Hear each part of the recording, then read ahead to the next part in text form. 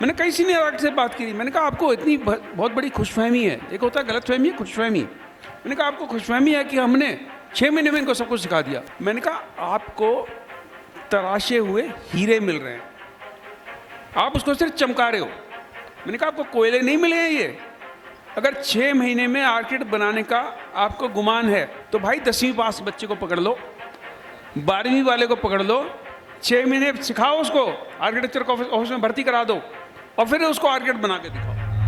रतन टाटा जी ने एक बार बोला था, किसी ने उनसे पूछा था कि आप रातों रात स्टार कैसे बने, तो उन्होंने एक ही बात बोली थी, रातों रात स्टार बनने के पीछे मेरी 25 साल की मेहनत है। बिल्कुल ठीक बात। तो जो 6 महीने में जो आर्किटेक्ट और स्टार बन रहे हैं उसके पीछे इनकी 5 साल की पूरी मेहनत है। क्योंकि जब आप ऑफिस कल्चर को देखेंगे, ऑफिस के अंदर किस तरह से काम होता है, किस तरह से हमारे सीनियर की थॉट्स के अकॉर्डिंग हमें प्रोजेक्ट डिलीवर करना पड़ता है, जी। वो सारी चीज़ें तो ऑफिस में ही सीखने को मिले, लेकिन वो सब सीखने के लिए जो ज़रूरी है वो आपको कॉलेज में सीखने को मिलेगा। तो इसीलिए अगर हम 5 साल स्टूडेंट्स के ऊपर मेहनत कर रहे हैं, स्टूडेंट उस लेवल पे पहुंच रहे हैं कि वो 6 महीने में निखर के एक अच्छे आर्किटेक्ट बन रहे हैं, तो ये तो बहुत अच्छी चीज़ है। और इस चीज़ में अगर वो बड़े आर्किटेक्ट खुश हो रहे हैं तो उसकी खुशी में तो हमारी खुशी है सर। आपको एटलीस्ट एक रूफ तो है, हमारा रूफ भी नहीं थे हमसे, नो ड्राइंग टेबल्स, नथिंग। तो हमारे टीचर्स बहुत अच्छे थे। सो टेक्निकली क्या था कि टीचर्स हमको इतना अच्छा सिखाया है, although we didn't have the comforts, कोई कंफर्ट्स नहीं था हमारे पास। पेड़ के नीचे था फर्स्ट ईयर, और बीच बीच में सिविल इंजीनियरिंग डिपार्टमेंट के कमरे यूज़ हो जाते थे। लाजवाब। देन स्लोली स्टूडियो मिला सेकेंड ईयर पे जब हम आए थे। मेरे से एक पहले बैच और थे, उसकी और हालत ख़राब थे, मैं सेकंड बैच से हूँ। So I could see the same thing in Mohanlal Sukhadia university. The advantages, they have a roof, they have facilities and they have the same teachers जो हमको मुझे उस टाइम मिले थे, उसी लेवल की क्वालिटी का टीचर्स अभी है इनमें। कोई भी नया बच्चा आता है एक नई एनर्जी लेकर के आता है, नए थॉट्स लेकर के आता है।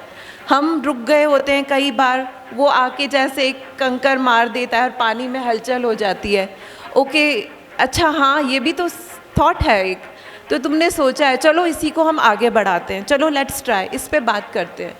तो ये सारी चीज़ें, इनके पास में सपने हैं, इनके पास में उम्मीदें हैं, इनके पास में कुछ चीज़ें हैं जो हम एक सर्टेन एज में आने के बाद में भूल गए हैं। इनमें जो लगन, काम की जो सीखने की जो लगन है स्टूडेंट में बड़ों से ज़्यादा होती है, तो वो लगन को इनका ज़िंदा रखना ज़रूरी है। मैं एक कॉम्प्लिकेट डिज़ाइन सोच रहे थे, हमको कोई सोल्यूशन आ नहीं रहे थे, बट मेरी मदर ने कोई कुछ बना रहे थे, उसको देख के मैंने इनसे ऐसे ही नॉर्मली पूछा। So even a layman can give you wonderful solution sometimes. So inspiration कहीं से भी आ जाती है, कहीं से भी प्रेरित हो सकता है आदमी, और सडनली थॉट प्रोसेस चेंज हो गया, आदमी की दिशा बदल जाएगा। सो आई डोंट थिंक आप आज से मेहनत करते लगे रहो, enjoy your life in your student life, लेकिन ऐसा एक दिन आएगा आपको कोई सडन चेंज आएगा, उसके बाद आपको nobody can stop you, you will just fly off, so you don't need to worry. Being in a city like Udaipur, there is an ample of opportunity for the design as such to grow, the community as such to grow. Apart from all the commercial projects that we all are doing, the city needs a good designers. And I think एक college होना एक city में अपने आप में आधा काम तो हो गया कि वील प्रोड्यूस गुड डिज़ाइनर्स। मैंने कहा समर वेकेशन में किसी आर्किटेक्ट के दफ्तर में जाके काम मत करना, जिंदगी में समर वेकेशन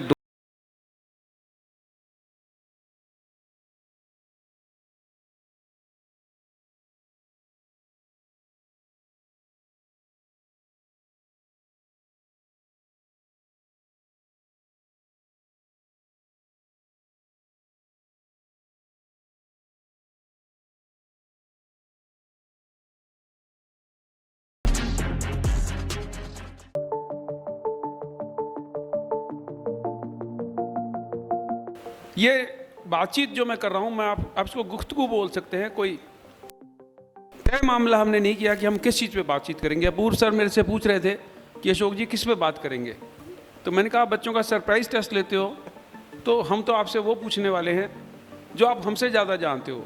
मैं तो सिर्फ ग्रेजुएट हूँ आर्किटेक्चर का, सर तो PhD हैं। मैंने कहा एक मौका मिला है बातचीत करने का, इनके साथ सीनियर आर्किटेक्ट बैठे हैं, हमारे मित्र बिल्डर बहुत बड़े दिनेश कोठारी जी बैठे हैं, वास्तु के बहुत बड़े ज्ञाता हैं, ये मोहनलाल सुखाड़िया यूनिवर्सिटी की फैकल्टी मेंबर हैं मैडम, और वो अपूर्व सर, और ये 2 मैडम इंटीरियर डिज़ाइनर हैं।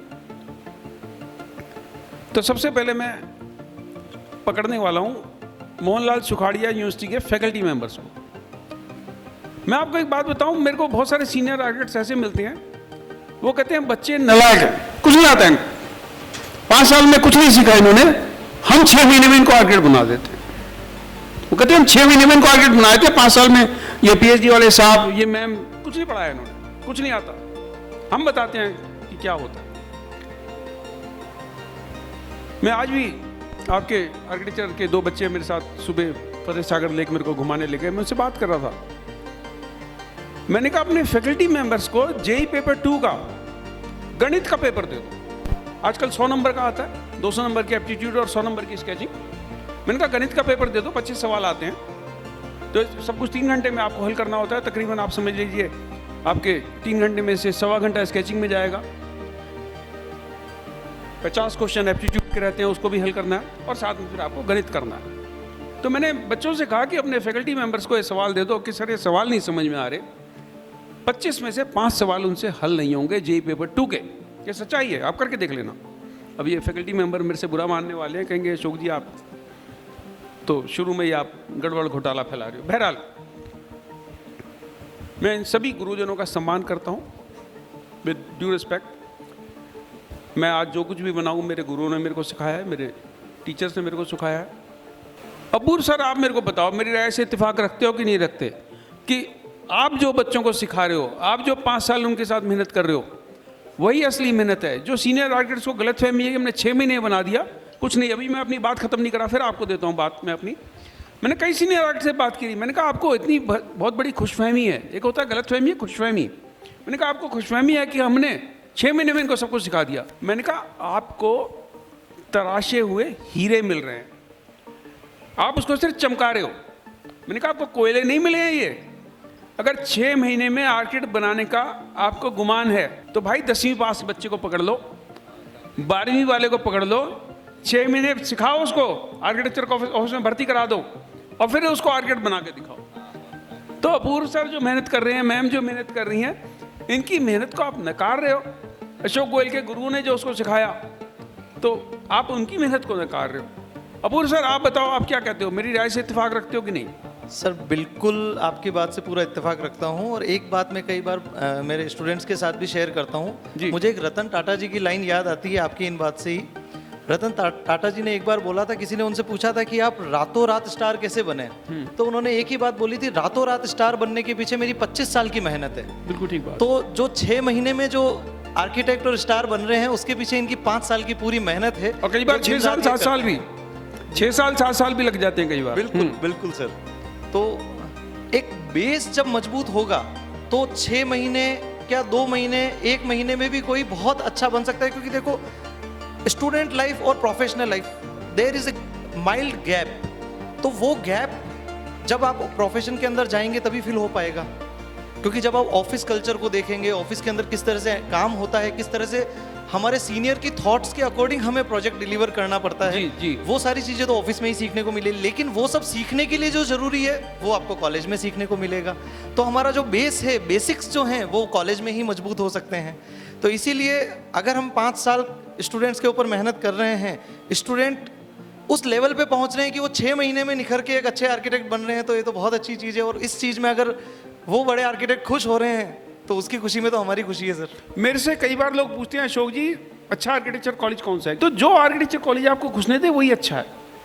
फिर उसके बाद आपके पास ये चॉइस बचती है कि निकटतम आर्किटेक्चर कॉलेज कौन सा है।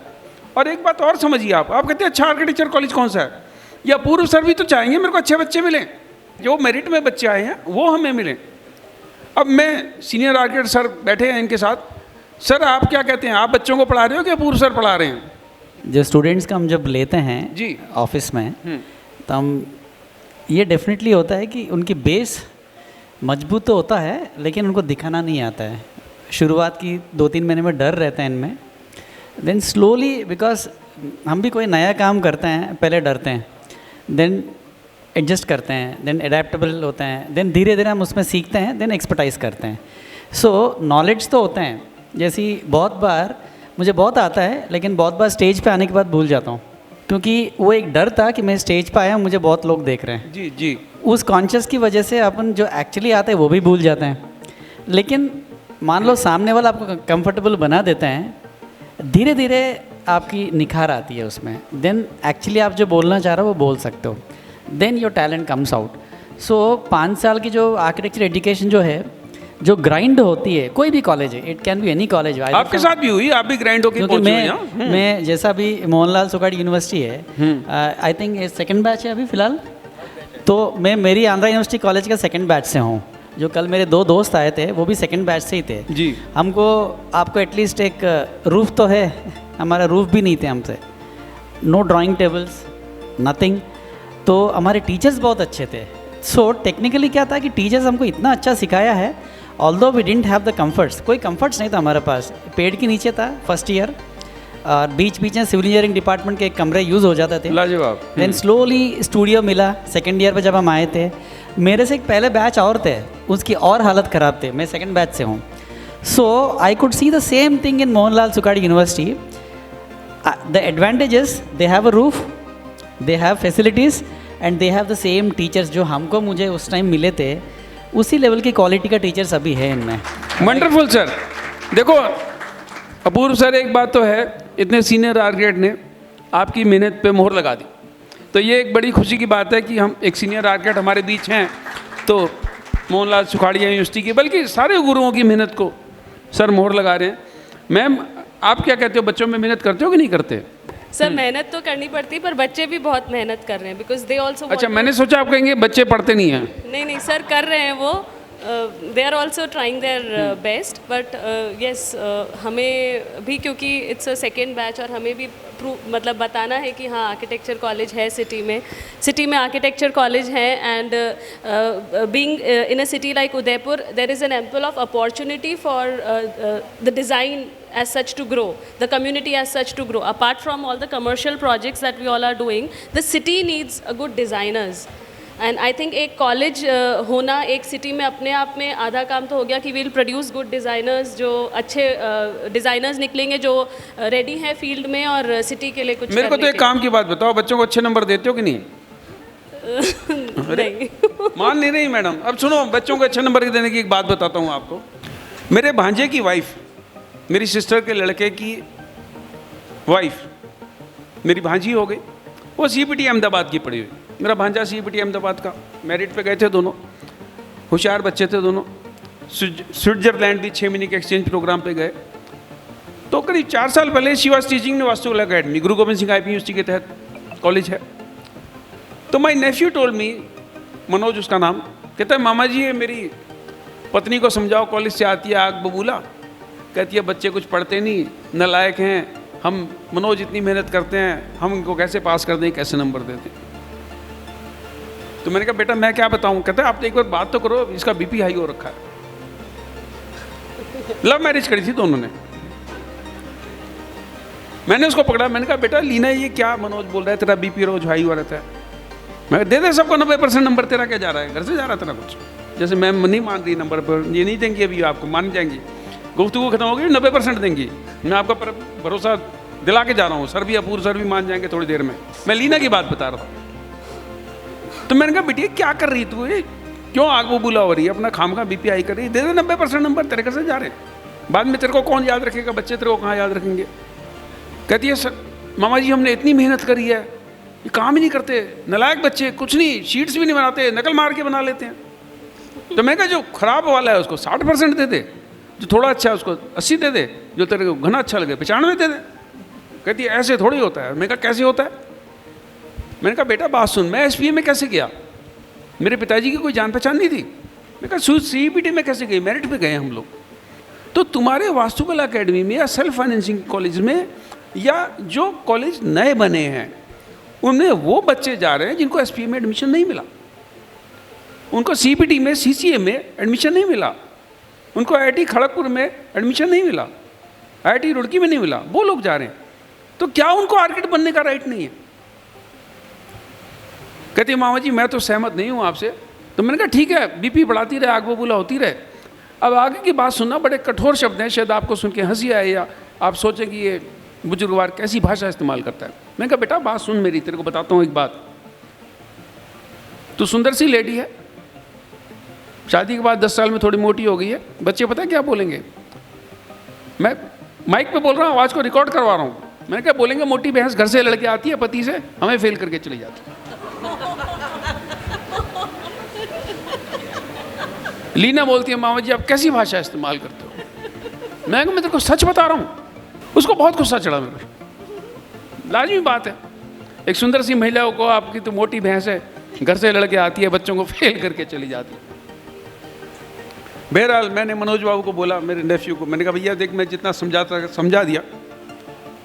तीन दिन बाद उनकी जूरी थी। पता नहीं 3 दिन लीना जी ने क्या सोचा और उन्होंने वही करा, 70% से नंबर देने शुरू करे, 95% में बंद करे। ठीक, मेरे को मैसेज करा, मामा जी आई एम रिलैक्स्ड, और मैंने सबको बड़े अच्छे नंबर दिए, आई एम हैप्पी नाउ। कहती है मेरे कुलीग ने मेरे से पूछा, कोई सीनियर आर्किटेक्ट थे, कि लीना ये क्या कर रही है, ये कौन सा तरीका है नंबर देने का। कहती है मेरा हृदय परिवर्तन हो गया। तो मैं अपूर्व सर का, मैम का हृदय परिवर्तन करने यहाँ आया हूँ कि ये बच्चों पे रहम करो, जो आपके मास्टरों ने आप पे जुल्म करा, इन पे मत करो। अब ये मैम मेरे से मान गई हैं कि आपको सबको अच्छे नंबर देंगी, ठीक है। और मैं बच्चों से भी अभी एक बात बोल रहा था रास्ते में गाड़ी में, जिन भी बच्चों से मैं मिलता हूँ, मैं बच्चों को ही बता रहा था, मेरे 2 लड़के आर्किटेक्ट, दोनों मास्टर्स किया, कॉलेजों में पढ़ाते हैं। जब वो कॉलेज में पढ़ते थे मैं उनको बोलता था, किसी को जाके कोई क्रेडिट ले रहे हो डिज़ाइन पे, तो ये मत बोलना कि मेरे पिताजी या मेरी वाइफ भी, उनकी माँ भी आर्किटेक्ट थी, कि मेरे फादर ने बताया ऐसे से। वो कहेंगे जाके बाप से पढ़ ले। तो फैकल्टी का सम्मान करना, पूरा रिगार्ड करना, उनकी बात समझना। आप फर्स्ट ईयर में, सेकंड ईयर, थर्ड ईयर में आप आर्किटेक्ट नहीं बन गए। सर ने ग्रेजुएशन किया, पोस्ट ग्रेजुएशन किया, पीएचडी किया, तो उन्होंने भी कितने पापड़ बेले। तो आपने आर्किटेक्चर की 3 किताबें 4 किताबें पढ़ के आप विद्वान नहीं हो गए। मैम बैठी हैं, इतने साल का टीचिंग एक्सपीरियंस इनको है, इतने साल इन्होंने वही सारे सब्जेक्ट जो आपने पढ़ रहे हैं, आप पढ़ रहे हो, जो मैडम आपको पढ़ा रही हैं, तो इनके तो टिप्स पे है। इनको रात के 2 बजे आप उठाओगे, पूछ लोगे ना कि आइसोमेट्रिक व्यू बना हुआ है, इसका ऑर्थोग्राफिक प्रोजेक्शन बना दे, सोते सोते ही बना देंगे। इनको उसके लिए किताब खोलने की जरूरत नहीं है। तो मैं बच्चों को ये बोल रहा था, इनका पूरा सम्मान करो, और भले ही आप उनके डिज़ाइन क्रिट से डिसएग्री करते हो, आप उनको एंटेगोनाइज ना करो, नाराज मत करो। आप उनको बोलो, sir yes I think you are telling me better solution, I think अगर मैं ऐसे करूँ तो बेटर हो जाएगा। तो ये मैं आपके बच्चों को भी तरीका समझा रहा हूँ कि आपसे अच्छे नंबर कैसे लेने हैं। हाँ जी सर, आप विचलित हो रहे थे, बताओ। नहीं, मैं ये पूछना चाह रहा था, सुबह आपके साथ में वॉक पे कौन 2 बच्चे आए थे?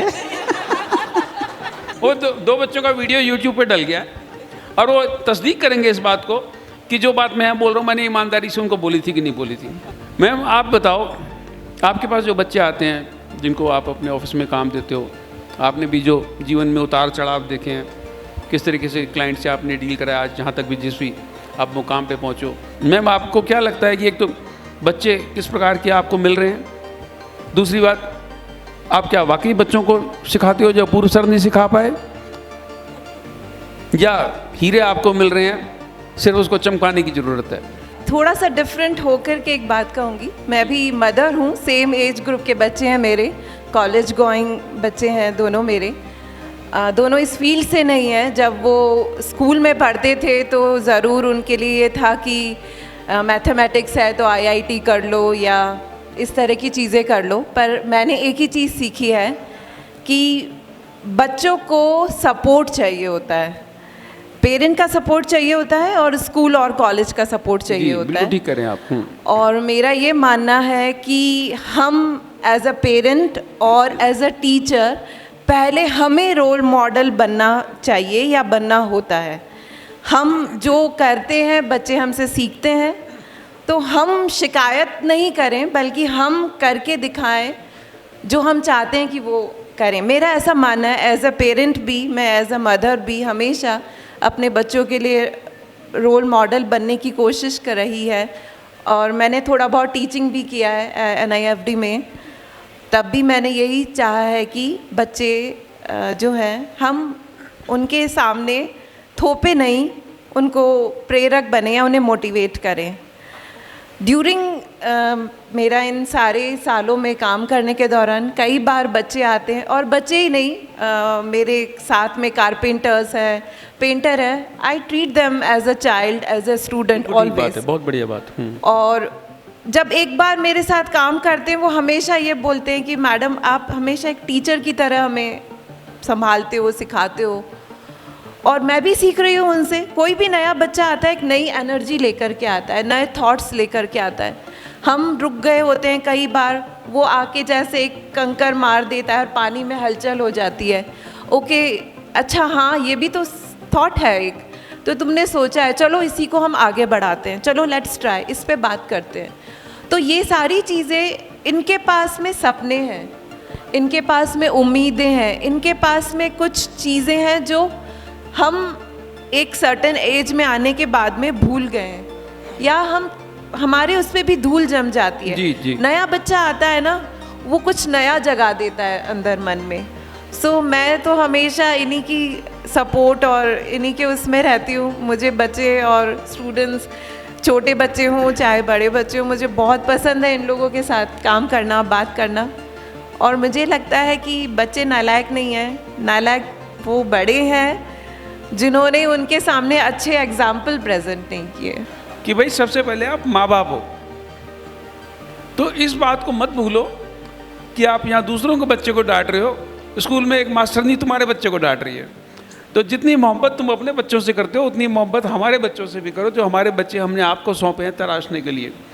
दिनेश सर, आप मेरे को एक बात बताओ, आप तो मेरे से ज़्यादा अनुभव रखते हो, तो एज ए बिल्डर भी, एज ए पेरेंट भी, और रियल इस्टेट इंडस्ट्री से आप जुड़े हुए हो, आपने दुनिया भर के ऊंच नीचे देखे हैं, उतार चढ़ाव देखे हैं। तो आप ये जो नई फसल आ रही है बच्चों की, नए आर्किड्स आ रहे हैं, क्या उम्मीद रखते हो इनसे? इनमें जो लगन, काम की जो सीखने की जो लगन है स्टूडेंट में बड़ों से ज़्यादा होती है। क्या बात है, तो वो लगन को इनका ज़िंदा रखना ज़रूरी है। दूसरा, आजकल के एजुकेशन में और हमारे एजुकेशन में ये फ़र्क था कि जब हम लोग यहाँ उदयपुर में आरसीसी की डिज़ाइन सीख रहे थे, तभी उदयपुर में पट्टियों के मकान हुआ करते थे जी। तो हमको देखने के लिए बाहर जाना पड़ता था। यह बहुत पर्टिकुलर, बहुत कम जगह ही होती थी। लेकिन आजकल उदयपुर में हर मकान में इंटीरियर का काम हो रहा है, कंस्ट्रक्शन का हो रहा है, बंगलो बन रहे हैं, स्टेडियम बन रहे हैं, सब चीज़ें यहाँ उदयपुर में देखने को मिल रही है। तो पढ़ाई के साथ में इनको जो गुरुजन हैं उनको प्रैक्टिकल ट्रेनिंग भी दे रहे हैं, जिससे इनके कंसेप्ट शुरू से क्लियर होते हैं, और जो हमारे टाइम में जो हम लोग सीखते थे उनसे ये लोग बेटर सीख पा रहे हैं। देखो, इतने सीनियर बिल्डर हमारे बीच, इतने सीनियर विद्वान बैठे हैं, वो आप लोगों में भरोसा जता रहे हैं। वो कह रहे हैं मेरे को इन यूथ पे भरोसा है, मेरे को इन युवाओं पे भरोसा है। और इंटीरियर डिज़ाइनर मैम सीनियर हैं, उन्होंने भी ये कहा, मैं अपनी भाषा में बोल दूँ, इनसे ऊर्जा मिलती है। मैं राइट मैम, ये बच्चे जो ऊर्जा आपको दे रहे हैं, यही बात मैं सारे फैकल्टी मेंबर्स में जगह जगह आर्किटेक्चर कॉलेज में जूरी में जाता हूँ, तो मैं वहाँ यही बोलता हूँ कि भैया 70% से नंबर देने शुरू करूँगा, 95 पे बंद करूँगा। तुम्हारे हिसाब से बच्चा नलायक है, मैं उसकी शीट से वैल्यूएट करूँगा। मेरे को कोई फ़र्क नहीं पड़ता कि तुम्हारे साथ उसने दुर्व्यवहार करा या तुमने उसके साथ दुर्व्यवहार करा। एक और मैं आपको बड़ी मज़ेदार बात बताता हूँ। मैं पढ़ा हूँ 15 रुपये महीने की फ़ीस में, दिल्ली यूनिवर्सिटी का अंडर था SPA, हमारी एक साल की 180 रुपये फ़ीस होती थी। मैं अपने पेरेंट्स की 5वीं औलाद हूँ, तो अगर 5 लाख रुपए साल की फ़ीस होती तो मैं तो कहीं शायद सब्जी बेच रहा होता। तो सरकार ने जो हम पे खर्च किया है, तो हमारी भी, सर बैठे हैं सीनियर मेरे से भी, वो हमारी भी नैतिक जिम्मेदारी बनती है कि जो हमारे पे खर्चा हुआ है वो हम लौटाएं, उसको वापस दे के जाएं, ज्ञान के रूप में, शिक्षा के रूप में, सहयोग के रूप में, नई पीढ़ी को ट्रेन करने के रूप में।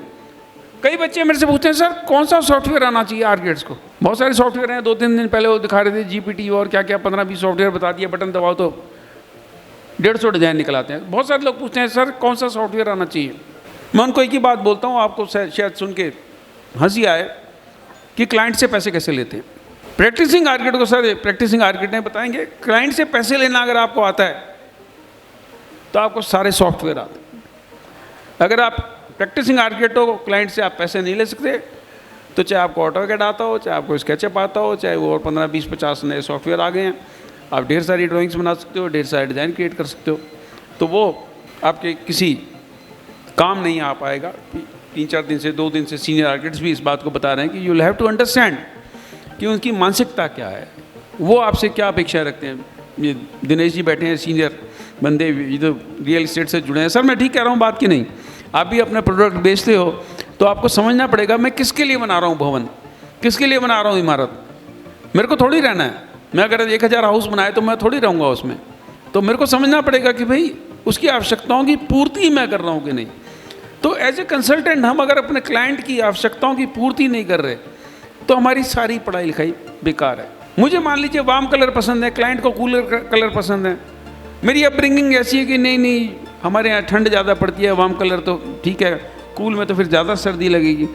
तो हम अपने अपेक्षाएं, अपनी आकांक्षाएं उनके ऊपर थोप रहे हैं। सर आप क्या कहते हो, मेरा ये सॉफ्टवेयर वाला फार्मूला ठीक है कि नहीं? नहीं, I don't think so, because अभी जो जनरेशन जो है वो अपनी जनरेशन से काफ़ी अलग है सर। आई ऑलवेज से मतलब अपन थोड़ा वाइज ज़्यादा थे, अभी के लोग स्मार्ट ज़्यादा हैं, ठीक है। तो विजडम हम में ज़्यादा होते थे और अभी लोगों में, अभी जनता में स्मार्टनेस ज़्यादा है।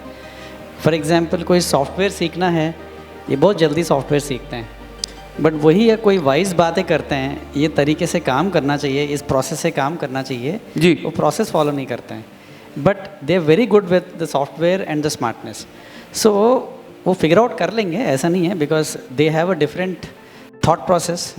अभी का जो सिस्टम थोड़ा अलग है, बिकॉज मैं आज भी कैलकुलेटर यूज़ नहीं करता हूँ, मैं कोशिश करता हूँ मैथमेटिक्स में दिमाग से ही करूँ, बट जितना भी हमारी ऑफिस में है वो सब कैलकुलेटर यूज़ करता है, सॉफ्टवेयर ही यूज़ करता है। मैं आज भी हाथ से स्केच ही करता हूँ। जी जी, I am still not good with software. आएगा तो यहीं से ना। तो अब मैं सॉफ्टवेयर सीखता हूँ तो भी मुझे आता नहीं है वो, लेकिन अभी एआई का कुछ किया था वो जल्दी आने लगा। सो मुझे खुद को भी काफ़ी बार समझ नहीं आता है कि इंसान जो बने हुए हैं ना, भगवान ने बड़ा कॉम्प्लिकेट करके डिज़ाइन भेजा है इसको। Every man is different, every woman is different जी, बिल्कुल ठीक कह रहे हैं एवरी आप। जी। Generation is different. कुछ लोग डिटेलिंग में बहुत अच्छे होते हैं, कुछ लोग जैसे ये I know Ruchira, she is very good with detailing, जी, he is very good with design. So ये कॉम्बिनेशन है, तो ऑब्वियसली बच्चे को तो अच्छे होंगे। और इंस्पायर तो कहीं ना कहीं तो होता ही है। जैसे आपको देख के वी गॉट एन एनर्जी, आप कल भी देखें, आपको परसों भी देखें, आपकी एनर्जी हमको एक इंस्पिरेशन थी यार, इनकी जैसा हम थोड़ा ओल्ड एज आएंगे तो आ जाएंगे तो अच्छा लगेगा। यू आर इंस्पिरेशन, मतलब आप, मैं ओल्ड नहीं बोल रहा हूँ। हाँ मैं उस पर भी आपत्ति करने वाला था। Okay, so it is that is one kind of inspiration. और कुछ लोग मुझे देख के कुछ बोला था, सर आप कल वहाँ कर रहे थे, वो हमने देखा था करके, उनके लिए मैं का इंस्पिरेशन बना था। जी, जी, बिल्कुल ठीक कह रहे हैं आप। एवरीबडी, जैसे मेरी मदर मेरी इंस्पिरेशन थी, I bought my mother yesterday, जी। तो क्योंकि जो मैं नहीं कर पाया वो बहुत छुटके में कर दिया, क्योंकि मैं एक कॉम्प्लिकेट डिज़ाइन सोच रहे थे, हमको कोई सोल्यूशन आ नहीं रहे थे, बट मेरी मदर ने कोई कुछ बना रहे थे, उसको देख के मैंने इनसे ऐसे ही नॉर्मली पूछा। So even a layman can give you wonderful solution sometimes. So inspiration कहीं से भी आ जाती है, कहीं से भी प्रेरित हो सकता है आदमी, और सडनली थॉट प्रोसेस चेंज हो गया, आदमी की दिशा बदल जाएगा। सो आई डोंट थिंक आप आज से मेहनत करते लगे रहो, enjoy your life in your student life, लेकिन ऐसा एक दिन आएगा आपको कोई सडन चेंज आएगा, उसके बाद आपको nobody can stop you, you will just fly off. So you don't need to worry, that's what I think. मैं सर आपकी बात को एक चीज़ ऐड कर रहा हूँ, मैं बच्चों को भी एक ही बात बता रहा था। मैंने कहा समर वेकेशन में किसी आर्किटेक्ट के दफ्तर में जाके काम मत करना, जिंदगी में समर वेकेशन दोबारा कभी नहीं आएगी। Enjoy your life. 5 साल समर वेकेशन आती है, ज़िंदगी में कभी नहीं आएगी। सीखने के लिए पूरी ज़िंदगी पड़ी है। मैं आर्किटेक्चर में पढ़ता था जब तक समर वेकेशन थी मेरी, उसके बाद से 79 के बाद से अब तक समर वेकेशन नहीं आई है। 24 आवर सर्विस है, सुबह 5:45 बजे उठ जाता हूँ, रात का सोने का पता नहीं 11 बजेंगे कि 12 क्योंकि सर बजेंगे। आपकी इस पॉइंट को मैं एक, जैसे आपने जी, एजुकेशन जी। और इंस्पिरेशन बोला था ना, जो कॉलेज टाइम में ऑब्वियसली हम टीचर्स को देखते थे एज ए रोल मॉडल, और उस टाइम कोई उस सिटी में कौन फेमस आर्किटेक्ट है हम उसको फॉलो करते हैं, उसको हम कोशिश करते हैं नकल करें, वो क्या कर रहा है, वो हाउ इज़ ही बिहेविंग, उनको देख के कुछ करते हैं। देन थोड़ी और बड़े लेवल में उनसे और बड़े आदमी को देखते हैं, उसको थोड़ा फॉलो करते हैं। सो कहीं ना कहीं फॉलो करते करते आपकी खुद की एक स्टाइल आती है। Then you slowly come in to your own practice, आपकी ग्रूव में आओगे। अभी मेरी जब एक लेवल आने के बाद सीखने का एक जगह एक स्टॉप हो जाता है। आपको पता है कि आप प्रैक्टिस इस तरीके से हो जाता है, क्लाइंट्स ऐसा आ रहा है, आप एक सॉर्ट ऑफ एक गाड़ी में आ जाते हो, देन लर्निंग स्लोली कम होती है। आप you are happy with your life. जिस दिन आप खुश हो गया मैं अब ठीक है, देन आपकी लर्निंग थोड़ा स्लो होती है। इसी टाइम में I put this point because there are so many vendors here. मेरी एजुकेशन वापस स्टार्ट होती है वेंडर्स के साथ, बिकॉज वेंडर्स जब आते हैं, मैं सबसे ज़्यादा इंपॉर्टेंस देता हूँ मेरी वेंडर्स को, बिकॉज बहुत बढ़िया, ठीक वो बात लोग है। आके हमको सिखाता है। जी। बिकॉज वो लोग आ जाते हैं, मैं आई सी दैट एटलीस्ट मेरे ऑफिस आते हैं, उनको चाय मिले, एक 15 मिनट बैठें, और कोशिश करता हूँ स्टाफ ने कोई ना कोई उससे इंटरेक्ट करें। इफ़ पॉसिबल मैं इंटरेक्ट करता हूँ, और वो नया प्रोडक्ट लेके आ रहे हैं, उस नया प्रोडक्ट को हमने कभी पढ़ा ही नहीं कॉलेज में, वो नया प्रोडक्ट को वो बहुत अच्छा समझाता है हमको। वो एक सॉर्ट ऑफ लर्निंग हो रहा है हमारे लिए। और मान लो अच्छा लगा हम यूज़ करते हैं, अच्छा नहीं लगा तो हम उनको बोलते हैं, देन वो कन्विंस करते हैं अच्छा क्यों है। इस इंटरेक्शन में वी लर्न समथिंग। और वेंडर्स आई थिंक हर दिन 4-5 वेंडर्स आते हैं, हमारी एजुकेशन आज भी बरकरार है, we are learning daily. I mean thanks to all the vendors who are sitting here. जो सर कह रहे हैं कि समर वेकेशन में किसी ऑफिस पे नहीं जाएं, सो मैं उसी को आगे कुछ सुझाव देना चाहूँगी। एज अ पेरेंट, आप एक नई लैंग्वेज सीखें, बुक रीडिंग नहीं करते हैं तो वो स्टार्ट करें, और कोई भी आर्ट फॉर्म, म्यूज़िक और एनीथिंग, कोई आप इंस्ट्रूमेंट बजाएं। 2-3 ऐसी चीज़ें जो आपके लाइफ में अभी तक नहीं आई है, उसको अपने समर वेकेशन में लेकर आएं। ये रुचिका मैम नहीं मान रही भैया बात, वो तो कह रही है डोंट वेस्ट समर वेकेशन। मैं बच्चों को कह रहा हूँ वेस्ट योर समर वेकेशन। पिक्चरें देखो, घूमो फिरो, झरने के पास जाओ, सहेलियाँ बनाओ, दोस्त बनाओ, उनके साथ ताश खेलो, ताश में खेल अब ख़त्म हो गया, अब उनके साथ गप्पे मारो, घूमो फिरो। ये नहीं, आर्किटेक्चर नहीं है। आर्किटेक्चर तो अब मैं कर ही रहा हूँ ना, 79 से आज तक 51 साल हो गए मेरे को आर्किटेक्चर करते हुए। तो मैं तो, मेरे खून में आर्किटेक्चर बसा हुआ है, आर्किटेक्चर वालों के साथ मोहब्बत बची हुई। मैं एक मज़ेदार बात बताता हूँ आपको। जब मैंने अपना काम शुरू किया तो क्लाइंट मेरे पास आता था, मैं कहता था जी 60% पैसा एडवांस लूँगा, 60%, हाँ, जो भी मैंने फीस बोली प्लान बनाने के लिए। तो कहते थे ये ऐसे तो, ये बात तो ठीक नहीं है, मान लीजिए हमें आपका डिज़ाइन पसंद नहीं आया तो हमारे तो पैसे डूब गए। तो मैं कहता था मेरे से आप जब तक ऑल्टरनेटिव लेते रहना, जब तक डिज़ाइन लेते रहना, जब तक आप थक नहीं जाओ। कैन यू इमेजिन, हम लोग हाथ से ड्राइंग बनाते थे, ठीक, बटर शीट पे, गेटवे ड्रेसिंग पे, और मैं इंक से बनाता था। इंक में अगर आप लाइन मार दो तो मिटती भी नहीं है, ब्लेड से बड़ी मुश्किल से साफ़ होती है, पूर्व सर जानते हैं इस चीज़ को। और उसके बाद उनके अमोनिया प्रिंट निकालते थे। पुराने ज़माने में अमोनिया प्रिंट निकालने की मशीन नहीं होती थी, हम धूप में एक्सपोज करते थे उसको 15 सेकंड, 20 सेकंड, बारिश आ रही है तो इवन 30 मिनट्स। तो तब मेरे में ये गुर्दा था, मैं उनको बोलता था जब तक डिज़ाइन लेते रहना मेरे से, जब तक आप थक नहीं जाओ। आज बच्चों को मैं ये वाली बात नहीं बोलता, मैं उनको एक दूसरी बात बोलता हूँ। कई बच्चे कहते हैं सर आर्किटेक्ट्स को विज्ञापन अलाउड नहीं है, तो ये तो बड़ा जुल्म है हमारे साथ। मैं कहता हूँ जुल्म नहीं है, आपको बहुत फ़ायदा है। जागरण अखबार में 2.5 सेंटीमीटर बाई 2.5 सेंटीमीटर का, भास्कर अखबार में 2.5 सेंटीमीटर बाई 2.5 सेंटीमीटर, यानी 1 इंच बाई 1 इंच का अगर आप विज्ञापन बुक करने जाएंगे, डिस्प्ले विज्ञापन, किसी नॉर्मल पन्ने पे जाके पता कर लेना 25,000 रुपये का, इतना सा 25,000 रुपये का। तो भैया पैसे कहाँ से लाओगे? ये बिल्डर साहब तो कर सकते हैं आधे पेज का विज्ञापन, आप नहीं कर पाओगे विज्ञापन। तो आपकी बड़ी भलाई है कि विज्ञापन पे रोक लगी हुई है। बड़े आर्किटेक्ट्स तो, जो बिल्डर है, जो कॉन्ट्रैक्टर है, वो उनके नाम पे विज्ञापन निकाल देंगे, बिल्डिंग डिज़ाइन बाई फलाना ठिकाना, Hafeez contractor, building design by Charanjit Shah, building design by संगीत शर्मा।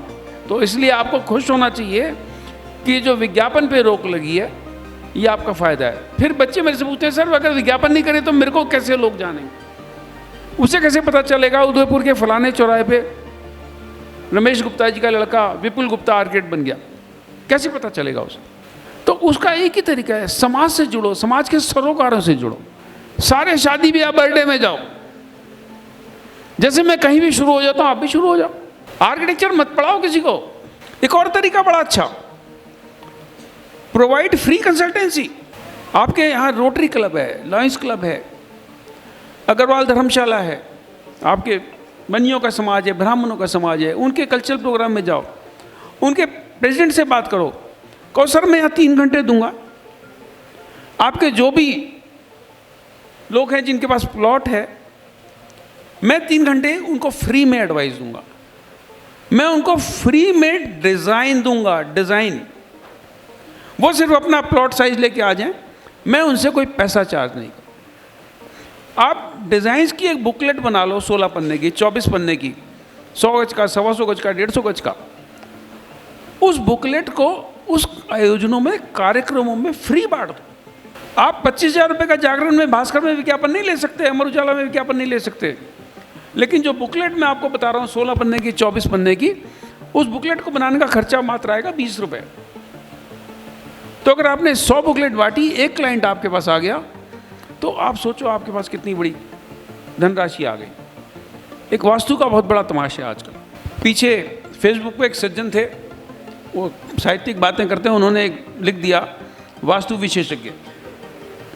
हमने उनसे प्रश्न पूछा, सर मेरे एक मित्र को वास्तु का कोर्स करना है, तो ये कहाँ से किया आपने?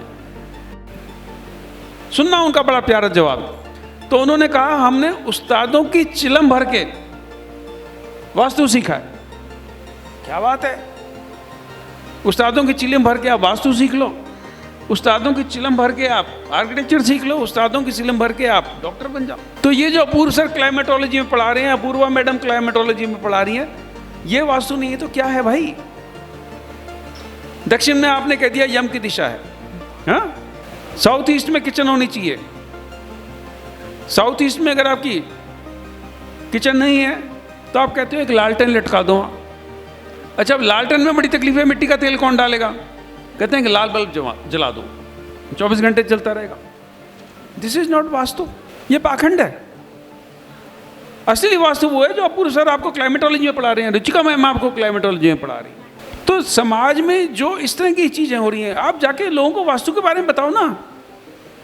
ये 100 रुपये में जो किताबें मिल रही हैं, वास्तु की किताब नहीं है। वास्तु की किताब क्लाइमेटोलॉजी किताब है जो अपूर्व सर, रुचिका मैम और इनके सीनियर फैकल्टी मेंबर्स आपको पढ़ा रहे हैं। तो समाज के सरोकारों से जुड़े रहो।